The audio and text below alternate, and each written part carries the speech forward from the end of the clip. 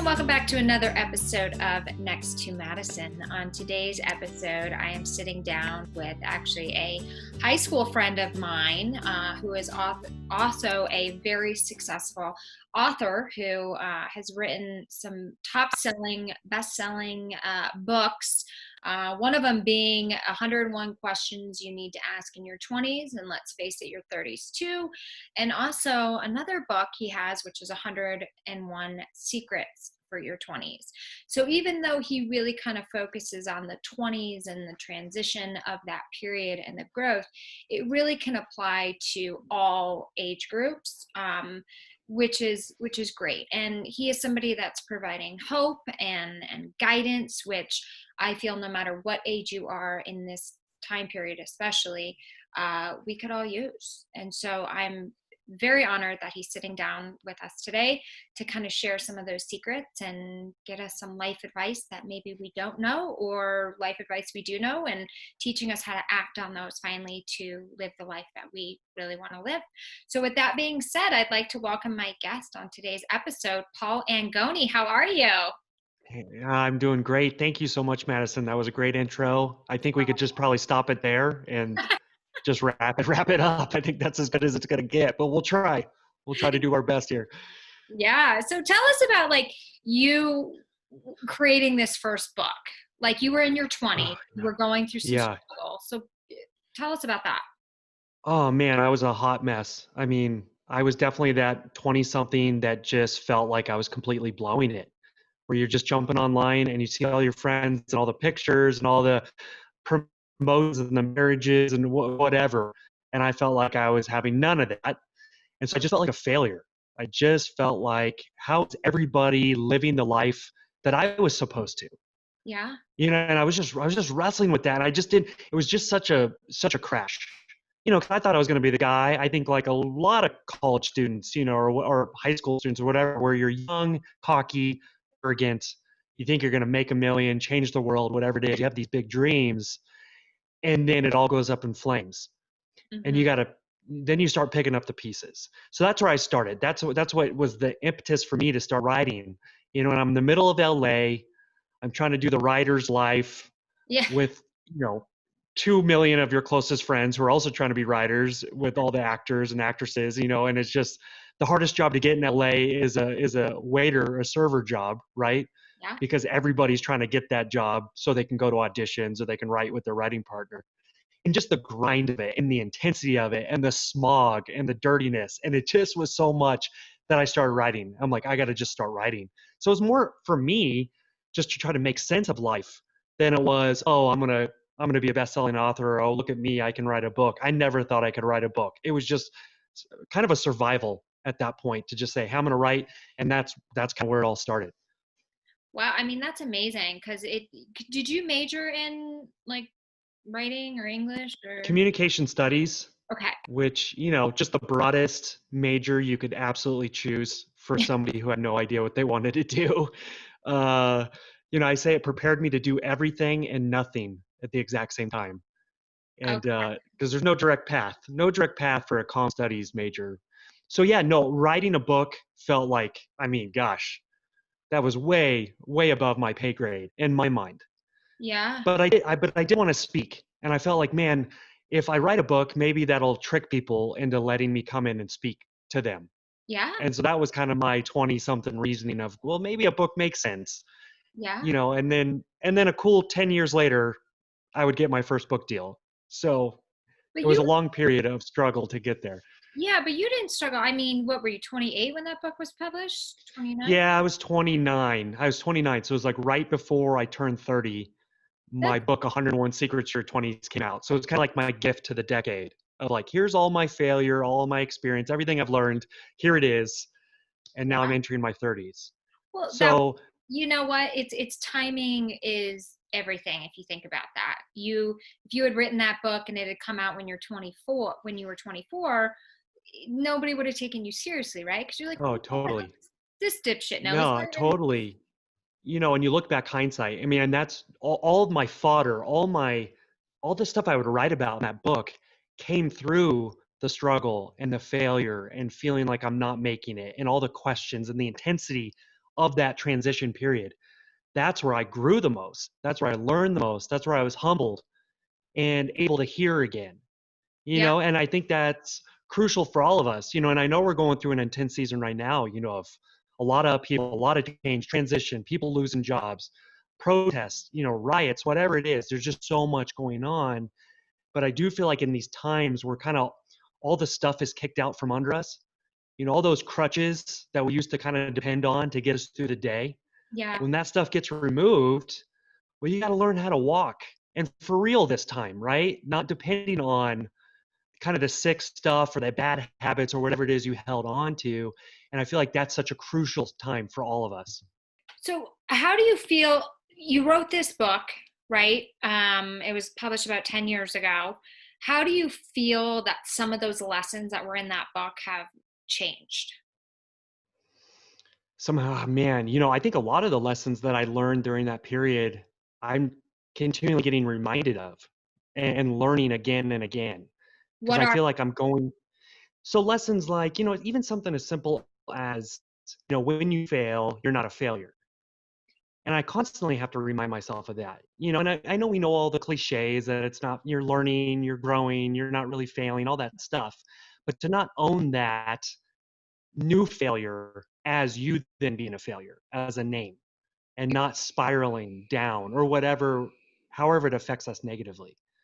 And I yeah, definitely keep learning that because, I still have tons of failures. I fail a lot, yeah. but I'm constantly reminding myself of something else I wrote in that first book, that the possibility for greatness and embarrassment both exist in the same space.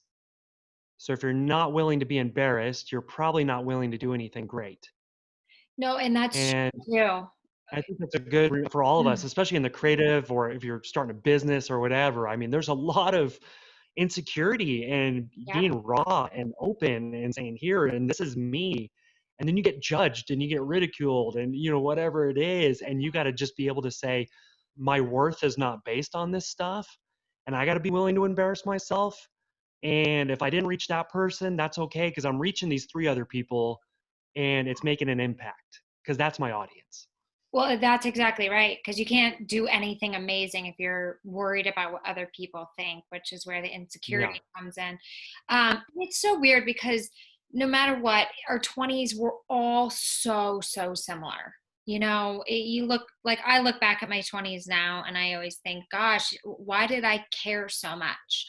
Why did I stress so much? Why was I worried about everything around me when everything turns out fine? And it's that lesson I've carried forward now where I'll start to worry and I think like, no, you did this in your 20s. You've got no time for this in your 30s type thing. Yeah. And everything always seems to work out. But I Yeah. think, how it's changed from when we were in our 20s to how it is now. I mean, you've got more social media presence. So, that's very different. And the whole landscape of like what people are doing for careers has changed as well. And Yeah. it's true. Like you can't, and I think the 20s is, correct me if I'm wrong, it's in a very impressionable stage, but it's also a stage of where you're trying to impress others. And you're spending money on shit you don't need to impress people you don't like. And it's just a constant thing where it's just like, oh my gosh. Yeah, and it becomes so overwhelming, right? I mean, for all of us, and it doesn't matter the age we're in, but with social media and what I call obsessive comparison disorder, Okay. that we are constantly, I think we have obsessive comparison disorder, and I think we have obsessive connection disorder. So we're constantly feel like we need to be connected, and we're constantly comparing. And that is one of the biggest shifts, right, that has taken place from previous generations, where they didn't have that. There was not that capability to jump on and compare yourself with all your friends around the world in all their amazing snapshots of how they're doing better than you, or how it appears that they're doing better than you, right? That's a key word right there because nobody's like I'm posting when I'm on vacation, when I'm on a boat, when I'm have a good hair day. I'm not posting when I'm shopping for tampons at Walgreens. What You know what I'm saying? which good hair day. I mean, that's every day for you. So then, I mean, Oh, well, thank you. no, you're right. We don't put, when I'm getting in a fight with my wife, we're yelling at each other. It's not like we're like, hey, let's stop and take a video of this so we can throw it up online, right? No, we're taking a picture of our anniversary dinner at the nice restaurant when we're all looking good. Yep. Uh, you know, but also what I've learned, and you've probably learned this too, as a comedian and me as an author, and I think a lot of people learn this, that really we don't connect over our pretend perfection. We connect over our shared struggle. So Amen. it's the people that are brave enough to say, hey, look, here's me being vulnerable. Here's me being embarrassed. Here's me failing. Here's me trying. That's the people that inspire us, because it's like, oh my gosh, me too, and I look up to this person and look, they're failing. And so I think we learn that, but it takes a long time. And we have to, again, uh, you know, be comfortable enough to be uncomfortable in sharing those things. And that doesn't mean you have to overshare. That doesn't mean you have to complain all the time and say, well, it was me, but just that honest Yeah. conversation about the process and the journey, because it's hard for all of us and we're not alone in it. And we need people to say, hey, let's walk through this together. Yeah, no, it's absolutely true, because I think most people have empathy and can, feel for people when they're struggling, or relate to them, or have a reason to reach out. You don't really have a reason to reach out and connect with somebody if they're just crushing it, unless you're like, "Can you be my mentor?" You know? Yeah. Like, so Yeah. what was the first lesson in your book, and why did you put it first? Gosh, in my first book, the 101 Secrets For Your Secret. 20s book, Yeah, what was that first? let's see. I think it was a quick one, and I think it was trying to be. I said sometimes, and this was secret number one. Sometimes surviving your 20s is nothing more glamorous than just holding on for dear life on the back of an inner tube, like a kid being whipped around by a speedboat. I love it.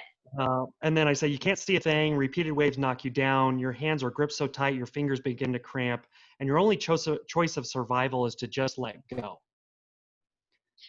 So The So use letting that as a go. metaphor, that visual. Yeah, And, because I think we can all relate to being that kid, uh-huh. on a speedboat, you're hanging onto the back of the inner tube or whatever, and the waves are hitting you. You feel like you're going to drown, and you probably will if you don't just let go and you just surrender into it.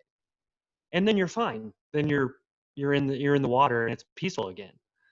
Well, I So think that's it the was that good thing. surrender metaphor for me. Yeah, and that's the thing that applies to everybody up until the point of going on to the next stage of eternity, or when you pass on. It's always letting go, because it leads to that Yeah. attachment theory. If you're so attached to something, you're not allowing it to flow naturally to you, or let whatever's Yeah. supposed to come to you. So that's such a key lesson, and it was beautifully said that way. But yeah, that's something that everyone listening can, you know kind of latch onto, in a way where you do have to, Mhm. maybe that one Exactly. business plan that you had might not be the final business plan, might not even be the business, but you have to let go in order for whatever's meant to be to kind of come to you, Exactly. which I love. So what were some of your favorite, because there's 101 of them, which is a lot, so that's a lot of education. What were some of your other favorite secrets that you like, your highlights? Well, I talked about a few of them already, that I think the embarrassment one was such a big one for me. Mhm. Another one that was real meaningful to me is I said, don't worry about being in the wrong job, worry about your job getting the wrong you. Oh, I love And that. so just again, that personal accountability factor, because we all work crappy jobs. We're all Mhm. probably working crappy jobs while we're also working at our dream, and doing both at the same time, or however it works for all of us. I know I was doing many years of that, of working jobs I didn't really want to work while also trying to build my dream on the side. And Yeah. that's the reality, I think, for most entrepreneurs or anybody trying to do something. You're doing both at the same time for a long time. It's Of not course. like you're just full go on your own. But what took me too long to learn is that I kept complaining about the crappy jobs. I kept complaining about the work. And I kept complaining about that boss. All those things, instead of taking the ownership of say, hey, what can I learn here?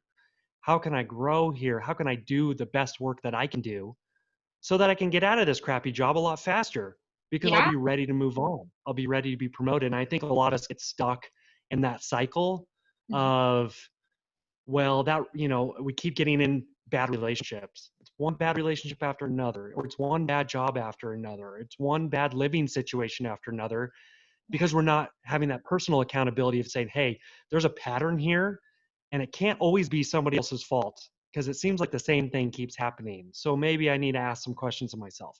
Well, that's the thing, is the one common denominator when you talk about crappy relationships or crappy jobs or situations, the common denominator is always you. So you have to take that personal accountability and say, okay, why do I keep attracting this person or attracting bosses that I hate? There's something in me that's drawing that to myself. And I think that's a very key lesson, And I feel like, do you remember when you turned 25? I felt so old that day. And I look Yeah. back and laugh because on my Yeah. 35th birthday, I felt younger than ever. Yeah. I know, it's all perspective, right? I mean, it's just that mindset thing of, man, yeah, I remember feeling 23, 25, feeling, and that's, it's such a lie. And I think a lot of us feel it, and we could feel it at 35, feeling like I've missed it, like Hmm. I've blown it, I've lost my chance, I'm done, you Yeah. know? But then, again, if we look back and say, well, in 15 years, wherever age we are right now, in 15 years, we're going to look back and be like, man, I was so young, or I had so much more stuff to give. I had so much stuff going on. I just didn't see it. So it's almost kind of that reverse nostalgia in a way of looking, of kind of taking what you're in right now and be like, I'm going to be nostalgia for this. I'm going to be nostalgic for this season right now. Yeah. I'm going to look back and look at all these things. Why don't I just enjoy it and appreciate it right now and do what I can do right now, uh, versus when I'm 15 years out from it and I'm done with that season. Well, and that's the thing too, is I think it's, you look back at things in your life and you go, like high school and college, and you say, if I'd only realized that that was the time of my life and it was so much fun and you didn't really have much responsibility and everything was taken care of, how much more you would have appreciated it. But maybe we have to go through those struggles in order to evolve. So the wake up call is for everybody that's listening. Your whatever age you are, whether you're 20 or you're 80, that is the moment you're supposed to be in your life. And I do feel that you're never too old to do something and to appreciate that moment, because one day you're going to look back and be like, man, that was a great year. So it's like Hmm. enjoying it and trying. I guess that's the whole thing about being in the present. Exactly. And also finding the purpose you said through the struggle, because I think a lot of times, I think a lot of us are looking for something we're passionate about, or something that we just feel like this is something I cannot not do. Yeah. Like I cannot help myself from doing this thing. And I think many of us get that through struggle, through something so deeply personal, maybe painful, intense, something that we had to really struggle through. Hmm. And now we really want to help other people go through that same, who are going through that same thing, or we really want to just find that redemption from that struggle. And so that becomes our passion. And so it's not just the sexy, like, oh, I'm going to make a million kind of things that's our passion. It's sometimes it is those painful moments that Yeah. then transform into, hey, this becomes your calling, your vocation, your passion that Yeah. you're going to help other people through now, or you're going to really crush it in this area because you know what it's like to go through that. It's so personal to you that you're going to keep going and push through all the failure and embarrassment that other people wouldn't. Yeah.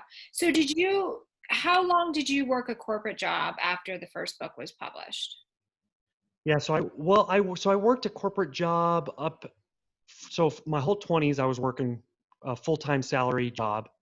And then my book came out 29, and I was building stuff on the side throughout that whole period. And then I only worked for about 6 more months after my first book came out. And then I made the full leap. And then I went full towards the dream. And this is married with 2 kids, a 3-year-old and a newborn baby. So other complexities, other intensities to that decision. And we actually moved in with my, I never lived with my parents in my 20s. It was only in my 30s, and we lived with my wife's parents. As we transitioned from full-time salary to now full-time dream Yeah. crumbs, you know, and trying to make it work. And so then that was a whole new chapter of figuring it out and learning new lessons and trying to make it work Yep. as we try to figure out how do we now support a family while also writing books. And it's not the most lucrative $1 million making way to do it right off the bat, Right. because it takes time to build that. It does. And it has led to a lot of other great things for you. Like you are now doing corporate public speaking to be able to reach millennials, right? Yeah, I do. Yeah, you kind of see how it all starts to gel together. All these puzzle pieces start coming together. And I kind of see, especially the entrepreneurial life, that it's like spokes in the wheel. And we're all putting these different spokes in the wheel to keep it all turning. And we get these different opportunities, and we got to figure out, does this spoke fit? Should I fit this within the wheel, or should I not? Should I let it go? Even if it might make me some money, but maybe it's going to waste too much of my time. And Yeah. so I think for anybody that's doing their own work, you're not going to just make your money from that one thing. For most of us, I'm not just making my money off book deals. It's a good Right. chunk of my money now, but I'm also speaking. So I speak to a lot of colleges and 20 something groups. And then, yeah, then corporations started reaching out to me and saying, hey, you seem to get millennials. We don't get millennials. Can you help us get millennials? So now all of a sudden I'm doing corporate speaking without marketing myself as a corporate speaker, without doing any of that. It just happened and emerged naturally, and was great. And then it paid well. Corporations pay better than a college pays. Yeah. So it was a nice spoke to put in the wheel. And now I got to speak to leaders, which I found, incredibly gratifying and purposeful. And Yeah. so it fit in a lot of ways. It fit the why, and it fit the income, and it fit those kind of things to help the wheel keep spinning. So now that I have 4 kids now, Yeah. you know, you got to keep finding the ways to make the dream and the income work, and hopefully it's purposeful work too. Well, I mean, that's just it's amazing what you've done and what you've accomplished and how it's like you're making money to support your family and building a great life, but you're doing it all while you're helping the next generation, which is really great. But the millennials, which we're just on the very older side of it. We are old, decrepit millennials. Yeah, but they've been known as kind of the entitled, lazier generation. How do you speak passion and like drive into them?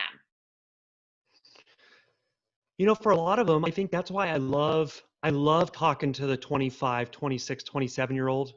Those are my favorite people to talk to who have crashed and burned, Okay. because now they were like me, where now they're humbled and now they're ready to listen and they're hungry and they're figuring out, hey, I didn't have it all figured out.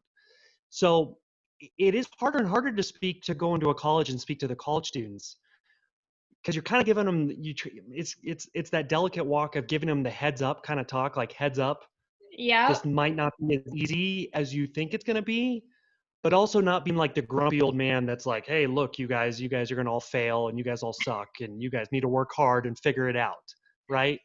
Like, it's finding that balance. So I tell stories. I just tell a lot of stories and tell my story, and just help them kind of think through things differently, that, hey, you might not make a million by your 23, and that really success, I feel like, in your 20s and even your 30s is more about setting the table than it is about enjoying the feast. So That really, you're setting that table, you're getting it all laid out, and you're learning how to do that. Don't worry about enjoying the feast at 23. And if you are enjoying the feast at 23, there's probably something the matter, and it's going to backfire on you big time. well, I mean, that's perfectly sad because I just don't feel like our brains are even mature enough to handle that type of wealth. I mean, you look at childhood stars, right? They've got all this attention and this money, and they're so young, and they haven't matured because they haven't hit that age where they're supposed to be mature yet. And the adverse effect it has in their adult life. So I almost think it's a blessing to fail as many times as you can, but only fail when you're doing your absolute best in your 20s, because it makes you humble and makes you realize what's important. Learning how to save, learning that money doesn't just fall off trees, and to kind of really go after what you want. Exactly. I remember Exactly. And saying I was going to be a millionaire by the time I was 25. My God. I was like, I got this. And then I quit Wall Street at 24. Yeah.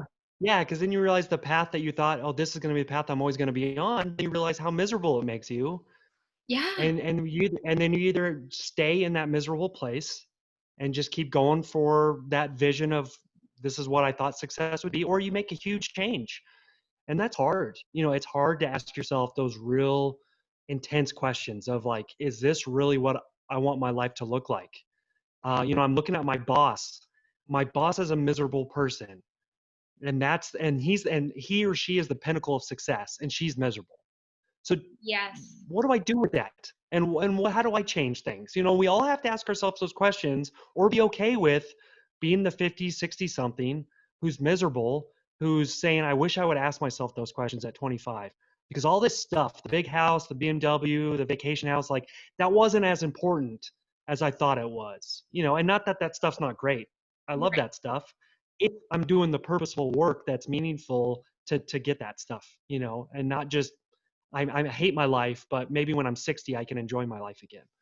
Yeah, and that's also so crazy to think, and so many, I would say 95% of our country feels that or thinks that way or operates that way because it's a safe way. They don't know how to get out of their own way. So they work these miserable jobs and they're counting up to the moment that they can retire. But I got a wake up call for you young people. You don't even have a guarantee if you're going to be alive at that time. Like you've got to live every moment. Like it's your life. You can't live because I did this too, especially in my 20s. It was like I was just surviving to get to the next level. It was like my life, my happiness was always 10 steps ahead of me. And I was always trying to catch up to it versus like, no, Hmm. this is your life. It could end at any moment. So like if you're somebody who's working a job that is counting down to the moment you can retire and you're in your 20s or in your 30s. I mean, if you're closer to retirement, just wait it out. But you need to have a swift kick in the ass and realize that this is your life and this is your choice. And if you choose to stay in this, well, then choose to make it work for you and be happy because it's the only way really to be.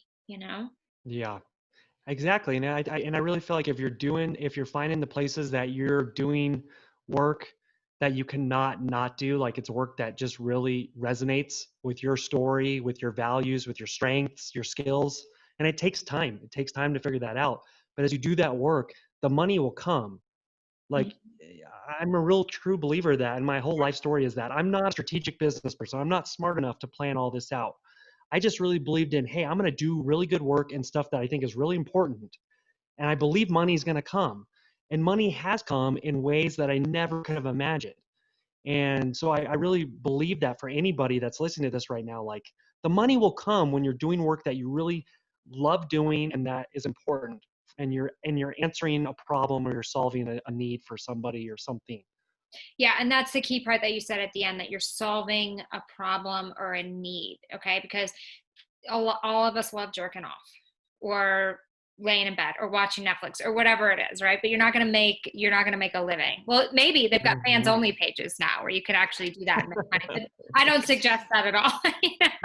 But yes, it's finding that niche market, and Yeah. something that you're passionate about. So if you're passionate about lipstick, find a way that it makes your lipstick different than everybody else's. Or just have access to a shit ton of money and market the hell out of it. Yeah, or you have be a great personality and you're jumping on YouTube and just you've got your and you're marketing yourself really. And that's what it comes down to no matter the product really in these days, you're marketing yourself. Like you're the voice, you're the image, you're the thing. And so you find ways to use your story, your personality, and again be willing to embarrass yourself. And Mhm. yeah, you go for it. And you think and it's not really about the product anymore. Like it goes way beyond that one thing like you were saying earlier, Madison. You think it's about this one thing, but it goes way beyond lipstick, and then all of a sudden it morphs and pivots, and now you have this whole other world how you're making money. And like me, a corporate world and books and speaking and the online world, it just morphs and becomes something even better than you could have imagined if Yeah. you stay consistent, keep doing the good work, keep watering the seeds, Mhm. don't spiral, don't throw it all away, when failure comes. It's that consistency factor that's going to make it. make you successful in that life. Exactly. So when you are speaking to young kids, either college or after college, what are some of the most common questions that you get? So I get asked a lot of questions when I go out on the road, and a lot of times it's, how do I figure out what I'm going to do with my life? And Hmm. obviously, you don't figure that out at 21, 25, or 30. There's many different seasons of figuring that out. And we're not going to do one thing. We're not going to be one thing. And so I think a lot of times we get in trouble when we try to put too much of our definition in one thing. Like I have to be this, like I have to be a Wall Street trader, or I have to be, have a hit TV show, or have a hit book, or whatever it is. And then when that doesn't happen like we envision, then we crash Hmm. because we're finding too much of our worth and definition from that one thing. When you're going to be a lot of things, like I'm a dad of four, I'm a husband, I'm an author, I'm a speaker, I'm a friend, I'm a son, I'm a brother.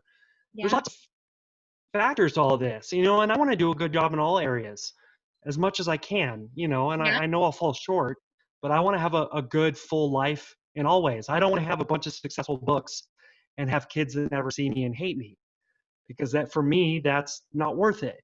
Um, and so, so I get that question a lot from students, and also I get questions about relationships a lot.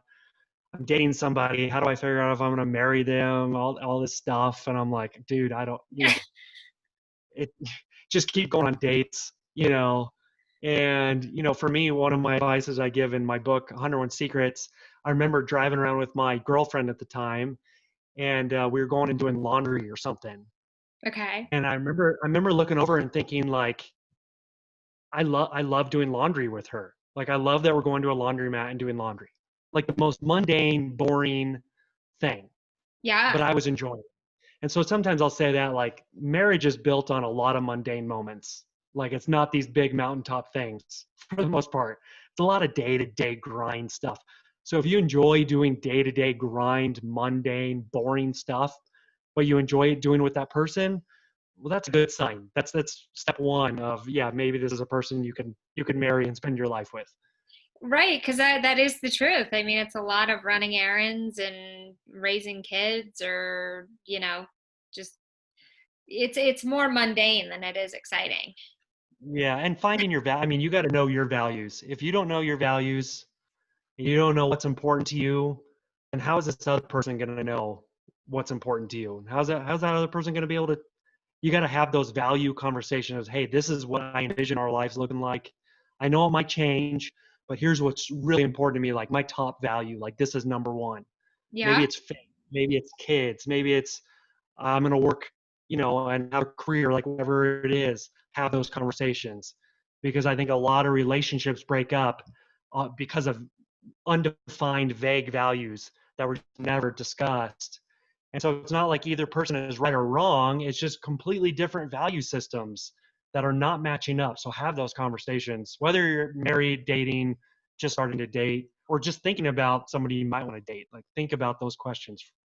Yeah, and I love that you said that. I mean, there's a lot of especially women that maybe they really want to have that relationship, or and they kind of almost change themselves, or kind of try to mold into fit what the other person is looking for, and that's just going to set you up for failure. It's Yeah. really, I think, one of the biggest things you can learn in your 20s and even your 30s is how to love yourself and your self-confidence, because once you have that self-confidence, you're able to express your values, and no matter what the result is, because it's your truth, you're okay with it. Yeah. And that's the biggest thing, because if you can't sit there and somebody says, well, I want this is this, and you can't say, well, that sounds great, but I also want this, then you're definitely Yeah. like on the wrong, you're setting yourself up for failure. Now if you wanted just to like marry a Yeah. really rich guy, then maybe you have to conform, but that's on you. Exactly.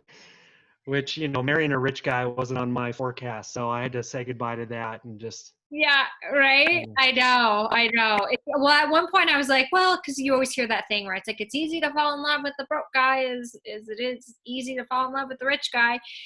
That is true. However, there's different obstacles that come.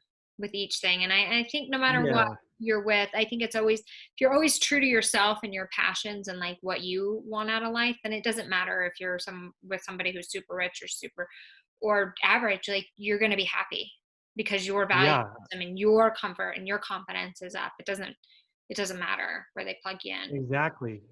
My wife and I, we both had values for adventure, for risk, for Hmm. change. Like we like that kind of adventurous life. We like doing the steady salary job for both of us.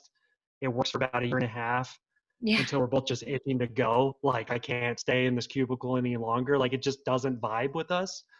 And so we've lived a crazy life. Like there's been many years we have no idea where our income's coming from, but we're doing it together and we love it and it's fun and exciting. Versus if one of us had like a real value for safety or, for a certain kind of lifestyle, then Uh-huh. it wouldn't have worked. It would have been a huge conflict. True. But we both had those similar value sets. Yeah, which is so so important. What are some other questions that you tend to get? Um, I get a lot of questions of just like practical questions of how do I meet people? Like, how do I do networking? How do I do these kind of things? I'm typically telling everybody I talk to, like, stop doing networking, just do relationshiping, is what I call it. Basically, just focus on good, healthy relationships, and don't be looking to network only when you need somebody to do something for you, because that's the worst time to network. That's Because then actually that's a you're great coming off like the point. car salesman. Or desperate. Yeah, you give off that Yeah. desperate vibe. But I do like that. People always say networking, but I like the relationshiping thing. Networking is building relationships. And if you're really Yeah, building and at the relationships, core, because networking events used to freak me out. Like I didn't like going to that kind of stuff. Like it just felt like so fake, and it felt like I had to do my elevator pitch. Like it was always about your elevator pitch. You got to have your elevator pitch down. But then I started realizing, like, no, how you make a real connection with somebody is actually not talking about yourself at all. Like I tell 20 somethings, like, hey, work on the first 3 minutes you meet somebody. I want you to just ask them like really good questions. I want to see if you can get them talking about themselves the whole time. And I bet you your bottom dollar, you might not even say a word about yourself, and they will leave the conversation thinking, I love that person. I want to hire that person. I want to help that person because they got to talk about themselves because people love talking about themselves. you know what? And that actually brings up one of my ex-boyfriends. He's become a very successful businessman, but he was telling me a story where when they got out of school, him and his friends were interviewing for all these jobs and they weren't getting the jobs. And I can't remember who they talked to or something, but they said the one thing they kept doing is that the interviewer would ask questions and then they would respond. So they're talking about themselves the whole time. So Yeah. somebody they ran into said, why don't you switch it where they ask a question because it starts that way you answer and then you ask them questions and get them talking about themselves. And they did this and they all immediately got hired. So what you said Yeah. is completely, absolutely right on. And it's true. It's like how you win somebody over is being like, oh my gosh, tell me about that. Tell me about that. Yeah. Exactly. And then being a connector, that's a huge one too for all of us. Like if you're a good connector in whatever industry you're in and you're good at connecting people, like, oh, I know that you got to talk to this person. Now you've just made two best friends in one email or one phone call, 'cause Ah, now you're making a good, valuable connection for other people. And it's just, again, it's serving other people in relationships, not just about, hey, what can these people do for me? And I know I get stuck sometimes in that, especially when I have a book coming out or something. yeah, I definitely get more desperate and more like, hey, people help me out. But if I've done a good job of serving other people in relationships, then not to do it for that coming back factor, but it comes back, and it comes back to you, and it's meaningful relationships versus networking, sales, car salesy kind of relationships. totally. So what is your advice to 20 somethings or 30s and beyond when it comes Yeah. to competition? Because a lot of people feel competitive with each other. When it comes to competition, Hmm. well, one, what we talked about earlier, like obsessive comparison disorder, like we got to stop that. Like you can't be comparing your progress with everybody else's snapshots on social media.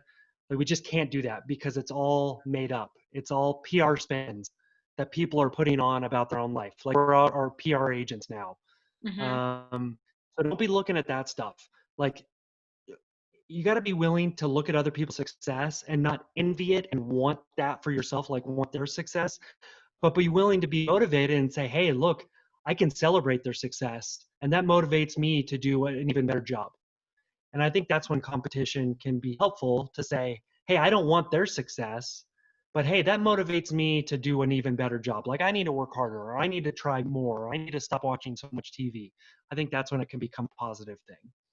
Yeah, no, absolutely. And I think it's one of those things is, yeah, we do need to celebrate success, but also what's meant for you will be for you as long as you put in the work and you work hard.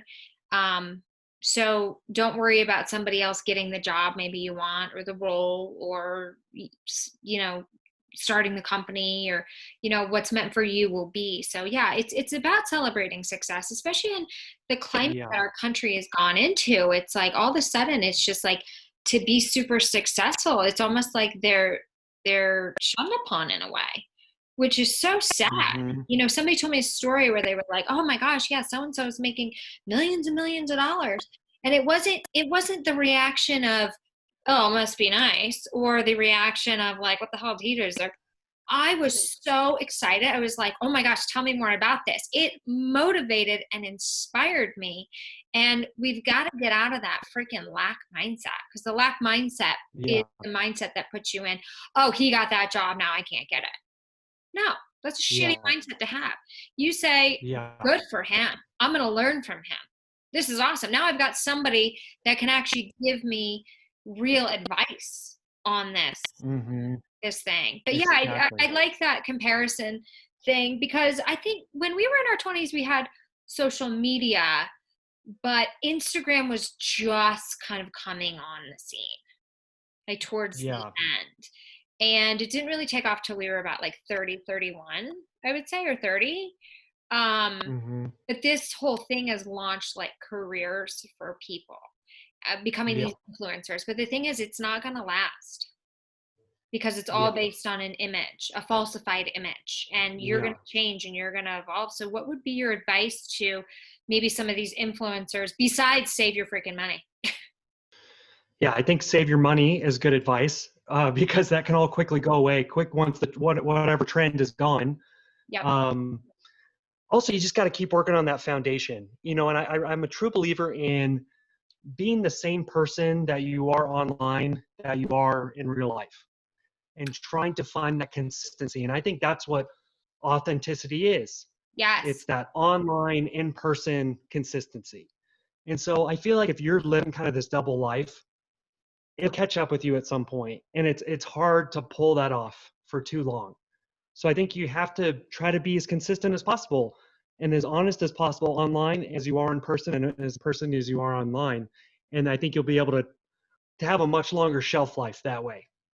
Yeah, because the influencer thing, like that's a big thing, and a lot of these young hot girls um have made a lot of money that way. But you are going to change. I'd hate to break it to you, ladies, but you are going to age too. I mean, there's a lot of creams that Yeah. are coming out, but and procedures, but at the same time, like it's really evolving and adapting to the changes, and the changes within you as well. I mean, being an influencer's got to be a lot of work. You're always posting, snapping, putting makeup on every day, making sure your tits are perky. I mean, it's a lot of work. It's probably why I'm not one right now. It is hard. It's a new rock star, right? It's a new image of, oh, I want to go, and it seemed just so easy. But just like anything, it's hard. It's hard, and you have to get lucky. You have to catch a lot of breaks, and you have to do it consistently. And hopefully, you're doing something that you can be proud of, and that you'll look back on and say, I was true to myself. I was consistent. Like, I'm not, I just hate people thinking, 5 years from now, looking back and being like, man, I wish I wouldn't have done any of that stuff because I was just trying to chase likes and chase followers instead of just doing something that actually the world needed, because the world needs more truth and inspiration and laughter. What value are you bringing? And if it's something that is good, then keep doing that. I'm a believer in that. Yeah, because I think, and we talked about earlier of finding your passion and what you truly, um, we'll kind of circle back to that. What really fuels your soul? And do you have any advice for that? Is it like writing down a list of the things that you love? things that make you go, you know, oh my gosh, that's exciting. Yeah, I think sometimes it's even looking back at, might seem cliche, but looking back at your story. And sometimes I think we forget about, like, even looking back and asking yourself, what are some times in my life where I truly felt successful, where I truly felt like I was doing something meaningful? Well, what was I doing? And even breaking it down into like the action, were you leading people? Were you researching? Were you creating? Were you organizing? What was it? And how can you then bring that now into your current life? How have you lost that possibly? Some of those things that you knew at one point that said, hey, this really gets me excited. And then, like we talked about earlier, some of our pain points. I call it looking at some of our triumphs and our tragedies. So some of the hard things we've gone through, and sometimes that becomes our passion. Like, my parents had a crappy marriage, they got divorced, and now I'm a marriage and family therapist because I'm just so passionate about helping marriages stay together because I saw what it did to my family. Or I knew a lot of youth pastors growing up, people that worked in the church that were the most jacked up teenagers you'd ever meet. They were doing the most drugs, they were on rock bottom, they were getting arrested, and then they would come back and they would have their lives redeemed, and then they would come back and they were the best youth pastors, because they wanted to help high school kids that were going down that same path. Yeah. So sometimes I think our pain again can become that passion point later on if we're willing to work through it, and then we know what it's like to help people go through that same thing. Right. No, exactly. And, it's the age of social media and, especially in our climate now, with COVID, with riots, with an election year, there's a lot of negativity on social media. What would be your advice to 20 somethings and everybody in general when a friend posts something that you don't agree with or you don't like? Oh, well, gosh. I mean, if my wife could tell you about me when it comes to social media and some of these threads, because I'm just really sick of it. I'm sure most of us are. I just don't think it's helpful. I'm just not seeing the value in it. I just don't think it's even the medium or the format to have some of these conversations.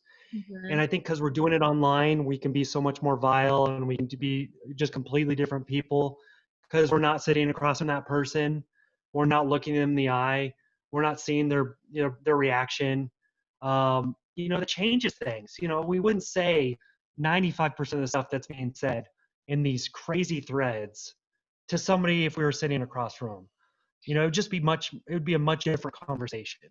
So I think if you see somebody that's post something and you don't like it, like if you have any kind of relationship with that person, I think you should be calling them. I think you should be texting them. I think you should be trying to have like a, you know, meeting with them in a coffee shop if you can, if any coffee shops are open where you are, Yeah. going to a park, whatever, just having a real conversation instead of jumping in the heat of the moment. Like we all got to take that step back and be like, let Yeah. me take a breath. I'm not going to just dive in because now I'm fired up about something. Like, let me take a deep breath. And how do I bring some love and some truth into this conversation, and maybe not do it in this format? Yeah.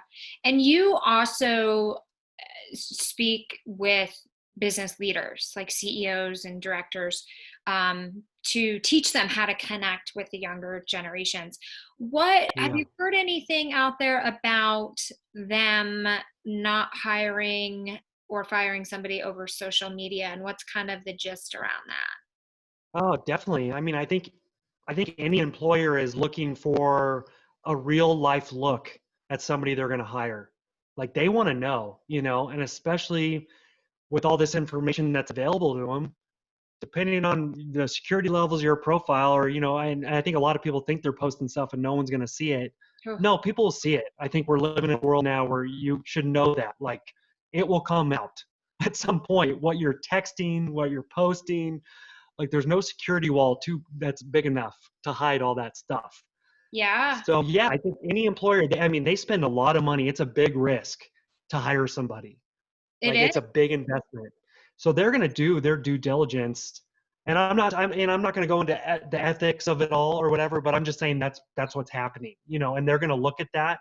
And so yeah, if you're posting stuff, that a boss is going to be nervous about, or company's going to be nervous about. They're going to think this is not a person that I want representing, be a voice and face, because Yeah. they know what a liability that can be, where that one person can become a huge liability for your company. So yeah, you got to be careful because that is happening for sure. Yeah, and it's one of those things like don't say or don't write or post something that you don't want featured in the newspaper the next day.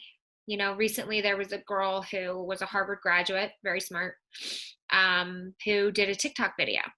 And the TikTok video was her basically saying, I'm going to stab all people that say all lives matter. And Yeah, she got fired. She was supposed to start a job at Deloitte. yeah, She was fired from the job, and she made another video crying, saying, Trump supporters took my job. And I'm like, no, no, no. Trump supporters didn't take your job. Biden supporters didn't take your job. The fact that you threatened physical harm on somebody yeah, because they had a different saying or an opinion or said something, which is in our Constitution, the First Amendment, yeah, freedom of speech, because you threatened physical harm, that's why you lost your job, dummy. But think about this. This girl's worked so hard to get into Harvard, and at 22, she has thrown it all away. So I'm also yeah, wondering if employers are going to institute a forgiveness clause, because a lot of these people who are in their 20s are, let's face it, early 20s. You're just dumb.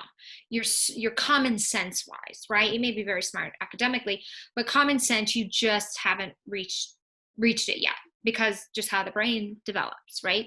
um do you think we'll ever see that, like, okay, you effed up 5 years ago, people make mistakes, you got to forgive. It's yeah. in religions and scriptures, Gosh, yeah. you know. I mean, the climate that we're in right now, I definitely don't see that happening.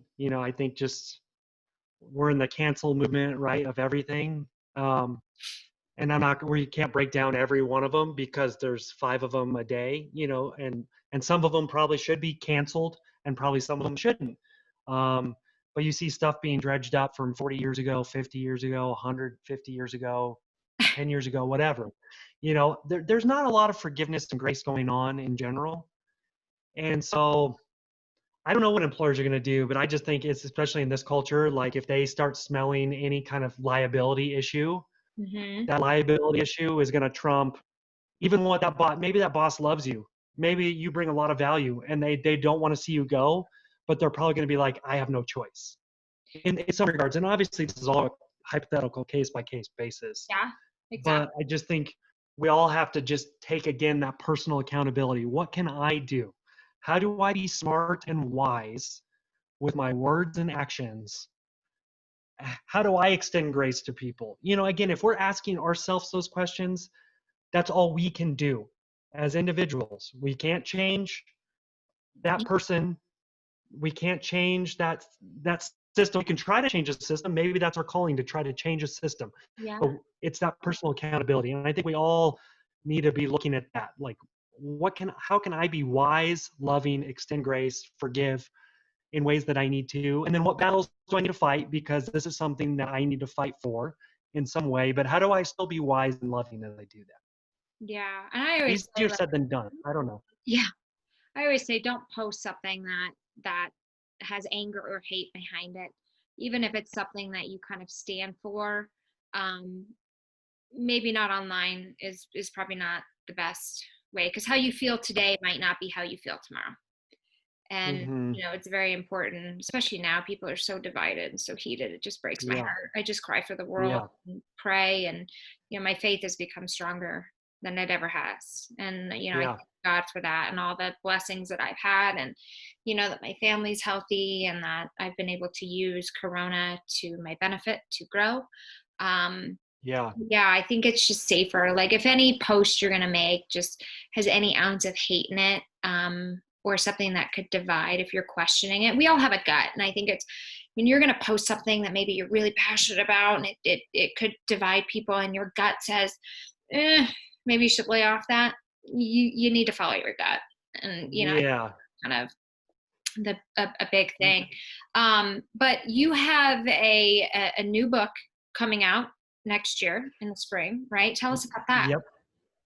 Yeah, so it's gosh, I haven't talked about it too much yet, but it's going to be 25 lies 20 somethings need to stop believing. So Uh-huh. again, in that similar demographic, again, it could be for 30, 40 somethings. It's not necessarily just for 20 somethings, but that's where I focus on. And it's breaking down a lot of these lies, some of the stuff we've even been talking about today, and just trying to, again, bring some truth into the matter. Even a simple lie like success just happens. Like it just happens for people. They're just successful, and it's because their parent, it's like it's magic. Like it's just this kind of magical thing. And it's like, nah, successful, magicians are the least magical people in the world. Yeah. They're just really hardworking people that have become real good at a craft. So good that it feels like magic, right? Yeah. And so I kind of that simple lies like that, even of like, no, this is what it means to be successful, and let's break this down. Let's bring some truth into the matter and some hope and hopefully some hilarity along the way. But that's my goal with this book, as it is with all my books: truth, hope, and hilarity. Be an inspiration, open up a conversation. That's my goal. Yeah. No, I love that. So can you share a couple other lies before we depart? Um, one of the lies that comes to my mind right now, we kind of touched on it a little bit, but I might get some grief for this lie, but I talk about the lie of love is all you need. So that's my lie. Okay. Famous Beatles song, Love is All You Need. Yeah. And so I kind of just break that down and say, well, what is love? And here's some other factors of love. And I say, you can tell somebody you love them, but can you also say, honestly, I trust this person, or I will sacrifice for this person, or so I basically break down different factors of relationships. And I honestly, I think it's harder and more honest to say, gosh, I really trust this person. I trust this person with my life, versus I love this person. And I think there's more realness to that statement of I trust this person, because Yeah. in marriage, that's such a crucial part of it. So some things like that, where we kind of just kind of flippant with love, I think right now, like just love is all you need. But what does that mean? Like, what are we talking about? So it's not against love, but it's like, well, what really are we talking about when we're saying love is all you need? Well, let's talk about that. Yeah. No, I like that. And it's kind of like a dose of reality in a way, which I love. And I think everybody kind of needs that, there's all these sayings and things that are great, but you really, you have to put in the work and you have to kind of dig underneath and, there's more layers than just one thing, which is good. So Yeah. So that's what the new book's about. that'll be out in the spring of 2021. Yeah, 2021. Hopefully, fingers crossed. We make It's it. been a crazy season. Yeah, if we get through it. But yeah, 2021, I'll have the new book out, breaking down all these lies. Perfect. And so you guys, his books that you can find on Amazon, like any bookstore online. The one book is 101 questions you need to ask in your 20s, and let's face it, your 30s too. And the other one is 101 secrets for your 20s. So those are available now. You can also go to Paul's website to gain more information, which is all grown up, which is grown as in GROAN, like I'm groaning, allgrownup.com. And tell us your social media links so they can follow you and find you there too. Yeah, so it's pretty much Paul Angone across the board, which is a fun last name to try to spell through podcasts and the interwebs. But Angone. My middle name's Tony, so I could be Tony Angone if I wanted to be, if I wanted to be a true Italian. But I've stuck with Paul. But yeah, Instagram, Twitter, Paul Angone is where you can find me. So yeah, feel free to reach out if you have any questions or anything you want to talk about. Reach out through those mediums. Yeah. And this has been great. This is so much fun. And especially, because we grew up together, we went to high school together and we partied together. And I don't know if we even got drinking tickets together. I'm not sure.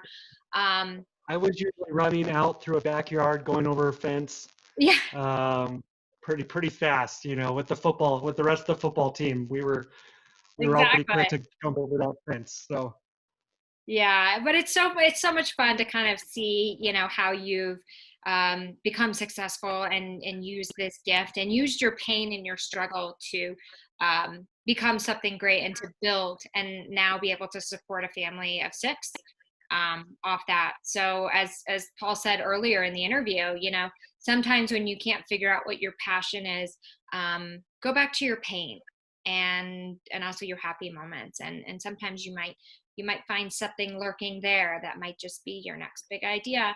And just remember, there is no competition. What's meant for you is meant for you, and to have faith and be nice to each other and stop fighting online. It's crazy. It's crazy. And just remember, how you feel today is probably not going to be how you feel tomorrow. So, with that being said, thank you, Paul, for being my guest.